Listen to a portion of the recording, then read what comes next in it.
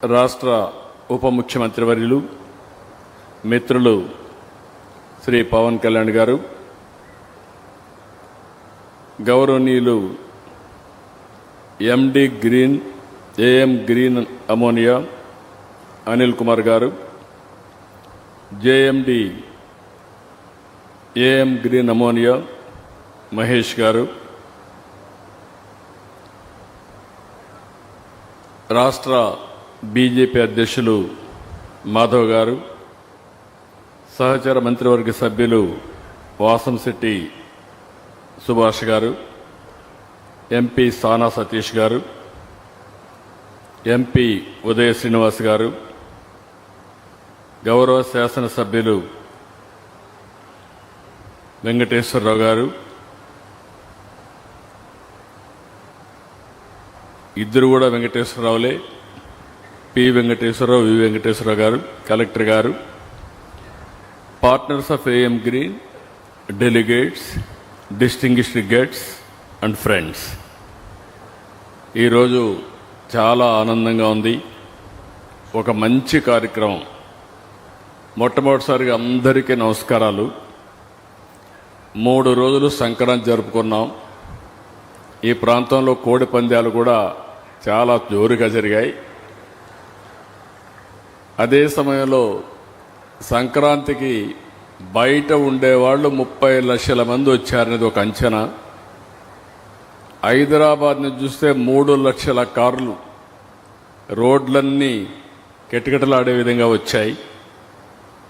అలాంటివన్నీ కూడా 3 రోజులు నేను కూడా మా ఊరికి వెళ్ళాను, నారావారిపల్లికి వెళ్ళాను. నేను చాలా స్పష్టంగా చెప్పాను, మనం ఎక్కడున్నా మన జన్మభూమిని మర్చిపోకుండా మళ్ళీ మన జన్మభూమిని గుర్తుపెట్టుకుంటేనే సార్థకత ఉంటుంది. కాబట్టి తప్పకుండా గుర్తుపెట్టుకోవాలని పిలుపిచ్చాం.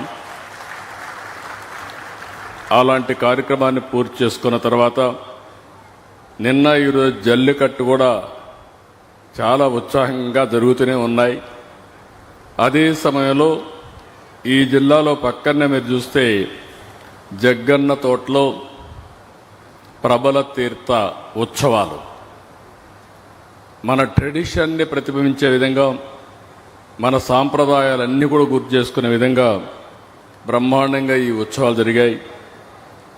ఒక పక్క ట్రెడిషన్ కాపాడుకుంటూ ఈరోజు టెక్నాలజీ, ప్రపంచంలోనే మొట్టమొదటిసారిగా లార్జెస్ట్ గ్రీన్ అమోనియా మన తెలుగువాడు అనిల్, అదే మరి మహేష్ కలిసి ఏఎం గ్రీన్ కో ఈరోజు ఏర్పాటు చేస్తున్నారంటే ఇది ఒక చరిత్ర. మామూలుగా మనకు ఒక అలవాటు ఉండేది, ఏదైనా ఒక ఇండస్ట్రీ పెట్టాలంటే ఒక రైస్ మిల్ పెడితే ఊర్లో వాళ్ళందరూ రైస్ మిల్లు పెట్టేవాళ్ళు. కానీ ఈరోజు ఆ విధంగా కాకుండా వినూత్నమైన ఆలోచనలతో, ఇన్నోవేషన్తో ముందుకొచ్చారు. దీనికి మనస్ఫూర్తిగా ఇద్దరిని ప్రమోటర్స్ని, వారికి సహకరిస్తున్న ప్రతి ఒక్కరిని మనస్ఫూర్తిగా అభినందిస్తున్నాం. 2025 జనవరి 6వ తేదీన గ్రీన్ అమోనియాకి గ్రీన్ సిగ్నల్ ఇచ్చాం. అయితే ఇప్పటికే దీన్ని ఒక స్థాయికి తీసుకొచ్చారు. ఈరోజు నాకు ఏమాత్రం అనుమానం లేదు, 2027 మిడ్కంతా అంటే మే జూన్ కంతా కూడా మొదటి ప్రొడక్షన్ కాకినాడ నుంచి స్టార్ట్ అవుతుంది. 0.5 మిలియన్ టన్స్. ఇది ఒక చరిత్ర. ఒకప్పుడు చరిత్ర రాస్తే ఎవరో చేస్తే మనం చూసేవాళ్ళం, కానీ ఈరోజు చరిత్ర తిరగరాయడంలో తెలుగువాడు ముందున్నాడంటే గర్వపడుతున్నా, సంతోషిస్తున్నా. నిన్నే ప్రధానమంత్రి నరేంద్ర మోడీ గారు, జర్మన్ ఛాన్సలర్ గారు ఎంఓయు చేశారు. ఆ ఎంఓయు ప్రకారం కాకినాడలో గ్రీన్ అమోనియా ప్లాంట్ కూడా వస్తుంది. మనం ఇక్కడి నుంచి సప్లై చేస్తున్నాం. ఇంకొక పక్కన మనందరం గుర్తుపెట్టుకోవాల్సిన అవసరం ఉంది. ఇక్కడుండే ప్లాంట్ ఇప్పుడు నాగార్జున ఫెర్టిలైజర్స్ ఎగ్జాక్ట్గా 82, 83 ఆరో తెలుగుదేశం పార్టీ అధ్యక్షులు వ్యవస్థాపకులు ఎన్టీ రామారావు గారు రాష్ట్రం అంతా తిరుగుతూ ఉంటే ఆ రోజు ఎన్నికల్లో అందరూ అడిగింది ఒక ఫెర్టిలైజర్ ప్లాంట్ కావాలని చెప్పి అడిగారు. తప్పకుండా నాగార్జున ఫెర్టిలైజర్ ప్లాంట్ ఏర్పాటు చేస్తారని ఎన్నికల్లో హామీ ఇచ్చి ఆ హామీని నెరవేర్చిన వ్యక్తి నందమూరి తారక రామారావు గారు, తెలుగుదేశం పార్టీ ఆనాడు. అదే ఆ రోజు మీరు చూస్తే గ్రే అమోనియా, అలాంటి గ్రే అమోనియాని ఈరోజు గ్రీన్ అమోనియాగా తయారు చేశారంటే ఇదొక మరొక చరిత్ర. 4 డికేడ్స్ తర్వాత చాలామందికి అనిపిస్తుంది అమోనియా ఏదైతే ఉంది మనం అంతా కూడా యూరియా వేస్తూ ఉంటాం కాబట్టి ఇది మామూలు అనుకుంటున్నాం, కానీ ఇది ఒక పెను మార్పు అనే విషయం మీరు గుర్తుపెట్టుకోవాల్సిన అవసరం ఉంది. ఇప్పటి వరకు ప్రపంచం మొత్తం బొగ్గు, చమురు, సహజ వాయువుతోనే సాంప్రదాయ ఇంధనాలపైన ఆధారపడ్డారు. అయితే దీనివల్ల అభివృద్ధి జరిగింది, కానీ పర్యావరణానికి పెద్ద ముప్పు వచ్చింది. టెంపరేచర్ పెరిగింది. టెంపరేచర్ పెరిగిన తర్వాత పర్యావరణంలో సమతుల్యాలన్నీ పూర్తిగా పోయే పరిస్థితి వచ్చింది. ఈరోజు మనం చూస్తున్నాం, ఒక దిక్కడ వర్షం పడితే కుంభవర్షం పడుతుంది, క్లౌడ్ బర్స్టింగ్. ఎప్పుడూ చూడనంత వర్షం పడి ఆ ప్రాంతం అంతా కూడా జలమయమయ్యే పరిస్థితి వస్తుంది. ఇప్పుడే డిప్యూటీ సీఎం గారు చెప్పినట్టు ఈరోజు సముద్రంలో కూడా పెను మార్పులకు దోహదం చేసి ఎక్కడికక్కడ భూముల ఎరోషన్ కూడా వచ్చే పరిస్థితికి వస్తూ ఉంది. ఇలాంటి అనేకమైనటువంటి సమస్యలు వస్తున్నాయి. అందుకనే ఇటీవల కాలంలో యూరోప్ అయితే చాలా స్పష్టంగా నిర్ణయం చేసి దీనికి ముందుకు పోవాలని చెప్పి ఒక నిర్ణయం చేయడం, దానికి అనుకూలంగా మన ప్రధానమంత్రి 500 గిగావాట్లు గ్రీన్ ఎనర్జీ ఉత్పత్తి చేయాలని ఒక నిర్ణయం చేయడం, దానికి అనుగుణంగా రాష్ట్ర ప్రభుత్వం 160 గిగావాట్లు మన ఆంధ్రప్రదేశ్లో తయారు చేయబోతున్నాం గ్రీన్ ఎనర్జీ అని చెప్పి కూడా నేను మీకు తెలియజేస్తున్నా. ఆ సందర్భంలో ఒకసారి చరిత్ర, నేను ఒకప్పుడు కరెంటు విషయాల్లో కొంతమందికి ఉండేవాళ్ళు చాలామంది మర్చిపోయి ఉంటారు, కొంతమందికి జ్ఞాపకం ఉంటుంది. ఒకప్పుడు చాలా గ్రామాలకు కరెంట్ లేని సమయాలు, తర్వాత సులువుగా కరెంట్ వచ్చింది. కరెంట్ వచ్చిన తర్వాత కొన్ని రోజుల తర్వాత కరెంటు కొరత, కరెంటు కోతలు, ఇవన్నీ చాలా సమస్యలు వస్తాయి. నేను మొట్టమొదటిసారిగా ముఖ్యమంత్రి 1995లో అసెంబ్లీలో సగం సమయం కరెంటు కోతల మీద, కరెంట్ అవైలబిలిటీ పైనే పోయే పరిస్థితి వచ్చింది. అప్పుడే రిఫార్మ్ తీసుకొచ్చాం. నాకు ఒక అనుభవం కూడా ఉంది దీంట్లో. మొట్టమొదటిసారిగా భారతదేశంలో పవర్ సెక్టర్ రిఫార్మ్స్ తీసుకొచ్చిన రాష్ట్రం ఆంధ్రప్రదేశ్ రాష్ట్రం. తర్వాతనే అన్ని రాష్ట్రాలు ప్రారంభించాయి. అదే మాదిరిగా ఈరోజు 2014లో గ్రీన్ ఎనర్జీకి నాంది పలికాం. 2025లో గ్రీన్ హైడ్రోజన్కి, గ్రీన్ అమోనియాకి నాంది పలికామని చెప్పి కూడా నేను మీకు తెలియజేస్తున్నా. ఇటీవల నేను చాలా స్పష్టంగా చెప్పా, Andhra Pradesh will become green hydrogen valley. మన ఇండ్ల పైన మనం కరెంట్ ఉత్పత్తి చేసుకునే పరిస్థితికి వచ్చాం. అందుకే ప్రొజ్యూమర్ అన్నాను, ప్రొడ్యూసర్స్ కమ్ కన్జ్యూమర్. మనమే కరెంటు వాడుకుంటాం, మిగిలిన కరెంటు గ్రిడ్కి ఇస్తాం, లేకుంటే బ్యాటరీ పెట్టుకుంటాం. ఇది కానీ జరిగితే చాలా అడ్వాంటేజెస్ వస్తాయనే ఉద్దేశంతో దీనికి కూడా ముందుకు పోతున్నాం.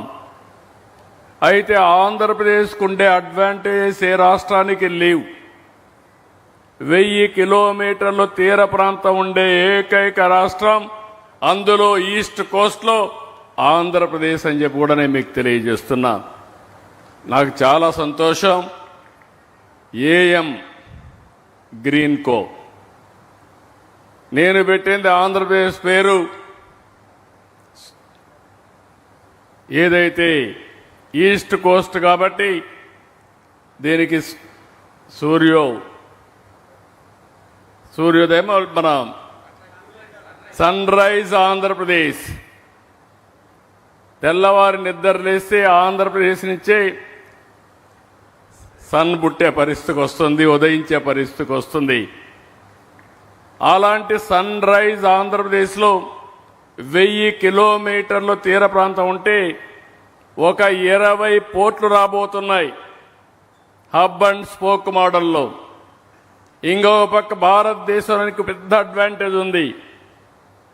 ఎక్కడా ప్రపంచంలో ఎండుండే దేశం ఏదంటే భారతదేశం. ఇందులో నుంచి మీరు సోలార్ ఎనర్జీ వస్తుంది, కొన్ని ప్రాంతాల్లో గాలి ఉంది, విండ్ పవర్ వస్తుంది. మూడోది నీళ్లున్నాయి, గ్రావిటీ ఉంది, పంప్డ్ స్టోరేజ్ వస్తుంది. ఈ మూడు కూడా గ్రీన్ హైడ్రోజన్కి, గ్రీన్ అమోనియాకి అనుకూలమైన వస్తువులుండే రాష్ట్రం. అనిల్ గారు 2016-17 ఆ ప్రాంతంలో దగ్గరికి వచ్చి, నేను పంప్డ్ స్టోరేజ్ పెడతాను సార్, మీరు అనుమతి ఇవ్వాలని కోరాడు. నాకు ఒక అనుభవం ఉంది. 1996లో శ్రీశైలం రివర్సబుల్ పంపులు పెట్టి పీక్ లోడ్ ఫ్యాక్టర్ ఆఫ్ పవర్ని మేనేజ్ చేశాను. ఆ అనుభవంతో నేను చెప్పాను, సూపర్ ఐడియా, మంచి ఐడియా, ముందుకు పొమ్మని చెప్పి ప్రోత్సహించా. అది ఈరోజు చూస్తే గేమ్ చేంజర్గా తయారైంది. First man.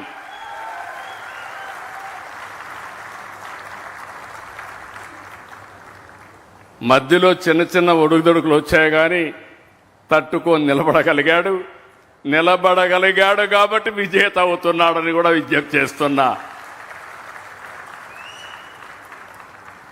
ఈరోజు బ్రహ్మాండమైనటువంటి సోలార్, విండ్, పంప్డ్ స్టోరేజ్ ఇవన్నీ కలిపి ₹5 యూనిట్కు రఫ్గా వచ్చే విధంగా ఏర్పాటు చేసుకుని, మీరు చూశారు అనిల్ మాట్లాడలా, మహేష్ బాగా మాట్లాడాడు. అనిల్ మాట్లాడకుండా బ్రీఫ్గా మాట్లాడి పక్క నుండే గౌతమ్ రెడ్డికి ఇచ్చేశాడు.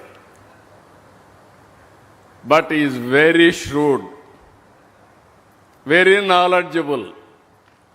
ఓసారి నాకే ఆశ్చర్యం వేస్తుంది ఆయన నాలెడ్జ్ చూసి, ఎక్కడ సంపాదించాడు ఈ నాలెడ్జ్ అని. ఈజ్ ఆల్వేస్ బోత్ మహేష్ని అనిల్ చూస్తే బోత్ ఆర్ డెడ్లీ కాంబినేషన్ నా లెక్క ప్రకారం. అయితే వాళ్ళ అవగాహన నేను చాలాసార్లు చూశాను. ఒక్కోసారి అందరికీ కోరికలు ఉంటాయి, కానీ కొంతమంది అలాంటి ఆలోచనల్ని ఆచరణలో పెట్టగలిగేవాడు చాలా కొంతమంది. ఒకవేళ పెట్టాలనుకున్నా ఒక్కోసారి కలిసి రావు. కానీ వాళ్ళిద్దరిని చూస్తే డెడ్లీ కాంబినేషన్. ఈరోజు ప్రపంచంలో ఉండే బెస్ట్ కంపెనీస్ అందరితో కొలాబరేషన్ చేసి, మనకుండే అవకాశాలు వారికి ఎక్స్ప్లెయిన్ చేసి, వాళ్ళని కన్విన్స్ చేసి, Petronas I have seen. She is here. I know that country, small country, big thinking, not now, for the last 4-5 decades, 5-6 decades. I have seen their road, East Coast Road, 8-lane road, at that time 2 crore population. India had a population of, at that time, nearly 120 crores, no proper roads. I copied that road. Today we are fortunate. Everywhere, nook and corner, one of the best roads we are having, more than 1,40,000 national highways, world-class roads, second largest connectivity in the world.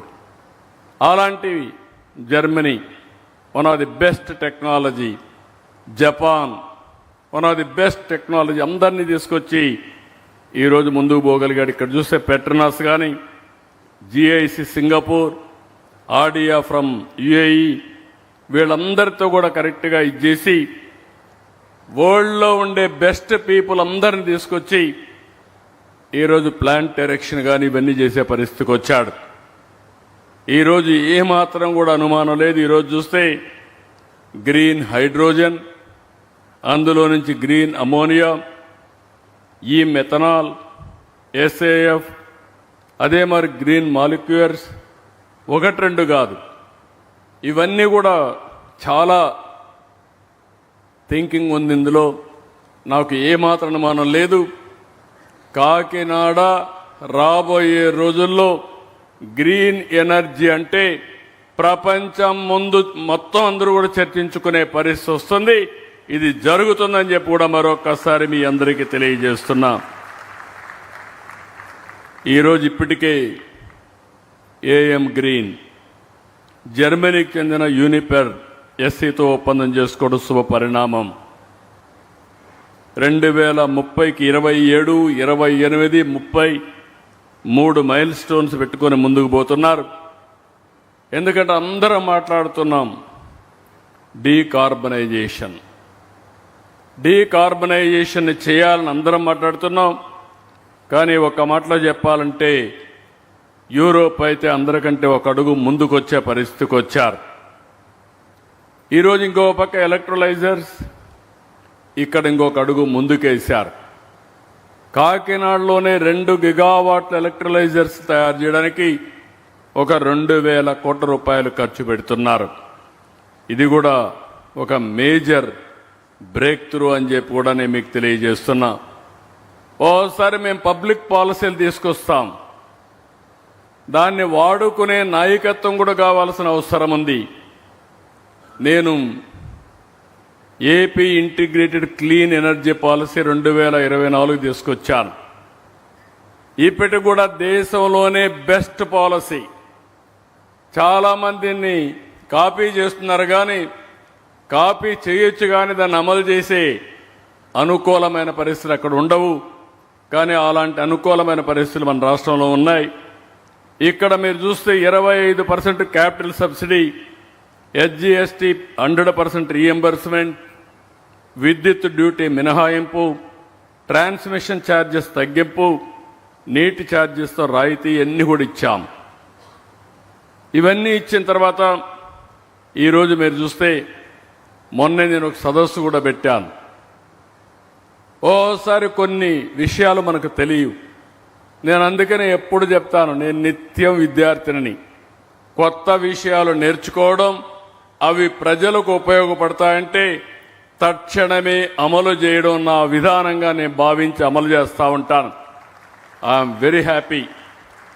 ఒక మాటలో చెప్పాలంటే నేను కానీ మా మిత్రుడు పవన్ కళ్యాణ్ గారు కానీ బీజేపీని మీరు చూస్తే మాలో ఒక ఆలోచన వస్తే ఇంకా దాన్ని ముందుకు తీసుకుపోవడంలో ఒక్క నిమిషం కూడా టైం వేస్ట్ చేయకుండా ముందుకు పోతూ ఉంటాం.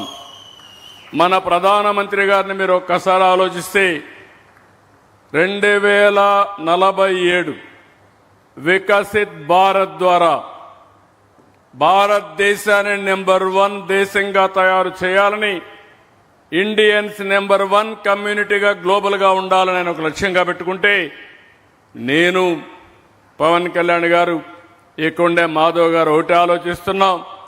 2047కు ఆంధ్రప్రదేశ్ స్వర్ణ ఆంధ్రప్రదేశ్గా తయారవుతుంది. ప్రపంచంలోనే నెంబర్ 1 జాతిగా తెలుగు జాతి తయారవుతుంది. ఇందులో అనుమానం లేదు. అలాంటి పాజిటివ్ థింకింగ్తో ముందుకు పోయే వ్యక్తులు ఈరోజు పవన్ కళ్యాణ్ గారు.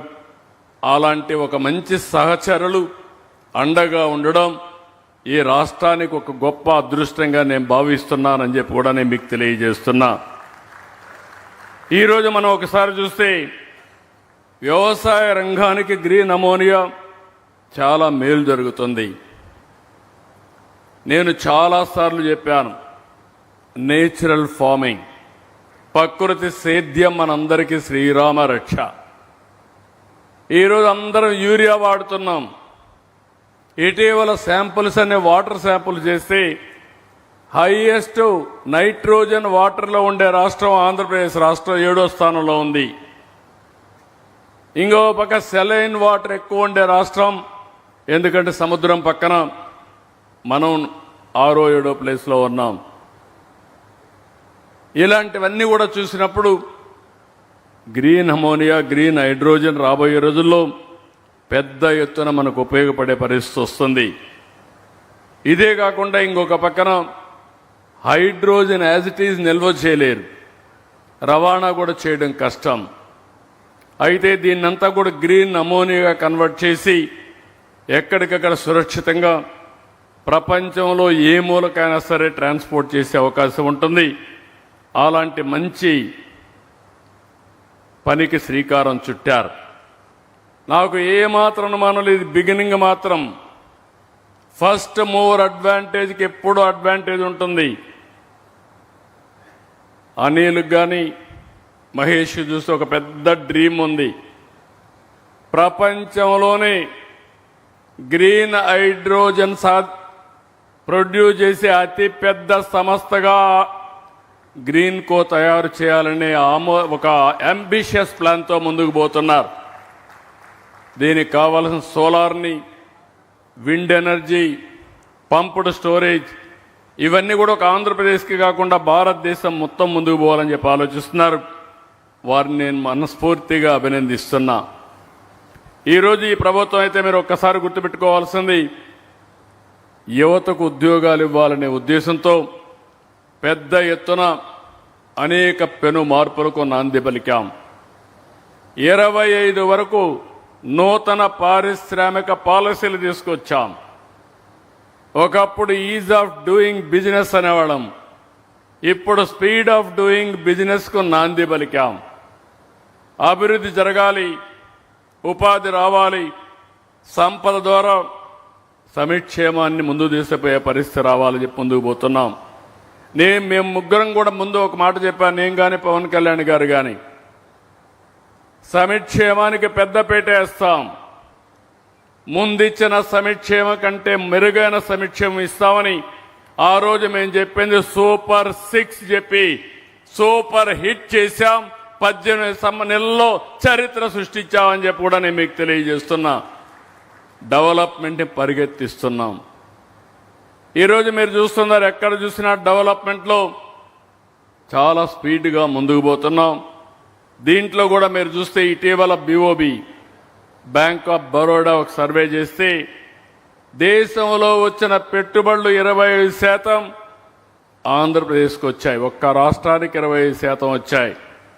మొన్నే విశాఖపట్నంలో CAI సబ్మిట్ పెట్టాం. 13,25,000 కోట్ల రూపాయలు పెట్టుబడులు వచ్చాయి, MOUలు చేశాం. దీనివల్ల 16 లక్షల మందికి ఉద్యోగాలు వస్తాయి. నెలవారీగా SIP మీటింగ్లు పెడుతున్నాం. 14 మీటింగ్లు పెట్టాం. 8,75,000 కోట్ల రూపాయలు పెట్టుబడులకు గ్రీన్ సిగ్నల్ ఇచ్చాం. దీనివల్ల 8,40,000 మందికి ఉద్యోగాలు వస్తాయి. మేము ఒక పాలసీ అనౌన్స్ చేశాం, 1 ఫ్యామిలీ 1 ఆంటర్ప్రెన్యూర్. 175 నియోజకవర్గాల్లో 175 పారిశ్రామిక కేంద్రాలను ఏర్పాటు చేస్తాం. రతన్ టాటా ఇన్నోవేషన్ హబ్ పెట్టి, అదే మాదిరిగా 5 జోన్స్లో 5 స్పోక్ మోడల్లో కూడా తీసుకొస్తున్నాం. ఈరోజు ఇంకొక పక్క మీరు ఒక్కసారి చూస్తే మనకుండే అడ్వాంటేజ్ అన్ని ఉపయోగించుకుంటున్నాం. 1000 కిలోమీటర్ల తీర ప్రాంతం ఉంది. ఇంకొక పక్క లాజిస్టిక్స్. ఒకప్పుడు రోడ్లు కూడా అధ్వానంగా ఉంటే ఈరోజు పార్ట్ హోల్స్ లేని రోడ్లు ఉండాలని ఆదేశాలు ఇచ్చాం. రోడ్లన్నీ బాగు చేస్తున్నాం. భవిష్యత్తులో పోర్ట్లు, ఎయిర్పోర్ట్లు, రోడ్లు, అటు నేషనల్ హైవే, ఇటు state highway, inland water ways, ఇంకొక పక్క లాజిస్టిక్స్ పార్క్స్ అన్ని కూడా డెవలప్ చేస్తాం. టెక్నాలజీలో మనం ముందుండబోతున్నాం. నేను ఇప్పుడే చెప్పాను, గ్రీన్ హైడ్రోజన్ వ్యాలీగా డిక్లేర్ చేశాం. టెక్నాలజీ ప్రాపర్గా ఉపయోగించిన దానివల్ల ఈ సంవత్సరం మీరు చూస్తే ₹5.19 యూనిట్ కాస్ట్ ఉంటే ప్రొక్యూర్మెంట్ కాస్ట్ ₹4.80 తగ్గించామంటే 39 పైసలు తగ్గింది. 3 సంవత్సరాల్లో గ్రీన్ కోత పోటీ పడుతున్న ఆంధ్రప్రదేశ్ ప్రభుత్వం ₹1.19 ఆవరేజ్ ప్రొక్యూర్మెంట్ కాస్ట్ తగ్గించే పనిలో మేము ఉన్నామని మరొకసారి మీ అందరికీ తెలియజేస్తున్నా. ఇది సాధ్యం. ఒక పక్కన హైబ్రిడ్ మోడల్లో సోలార్, విండ్, పంపుడ్ స్టోరేజ్ ఇవన్నీ ఉపయోగించుకుని ఎక్కడికక్కడ సబ్స్టేషన్ వారిగా పవర్ ఉత్పత్తి చేసి అక్కడనే బ్యాటరీ కూడా పెట్టి డీసెంట్రలైజేషన్తో ముందుకు పోగలిగితే ట్రాన్స్మిషన్ లాసెస్ తగ్గిస్తాం. తద్వారా మనకు పెద్ద ఉపయోగం వస్తుంది. కరెంటు విషయంలో పెను మార్పులు తీసుకురాబోతున్నాం. ఇంకొక పక్కన ఇప్పటికే మీరు ఒక్కసారి చూస్తే మొన్నే విశాఖపట్నం ఎప్పుడైతే మన దగ్గర కరెంట్ ఉందో విశాఖపట్నానికి గూగుల్ వచ్చి $15 billion data centre 1 gigawatt plus AI సెంటర్ని పెట్టడానికి ముందుకు వచ్చారు. మన రిఫార్మ్స్ వచ్చిన తర్వాత $15 బిలియన్ పెట్టుబడి రావడం మొట్టమొదటిసారి భారతదేశంలో అని చెప్పి కూడా నేను మీకు తెలియజేస్తున్నా. ఈరోజు పవర్ ఉంది కాబట్టి గ్రీన్ కో అయితే ఇప్పుడు పెట్టే పెట్టుబడే కాకుండా $10 బిలియన్ ఇక్కడ ఖర్చు పెట్టబోతున్నారు. నేను ఒకటే వారికి హామీ ఇస్తున్నా, all the best, we are with you, go ahead, you will achieve it. ఇది అసాధ్యమేం కాదు, ఇది సాధ్యం.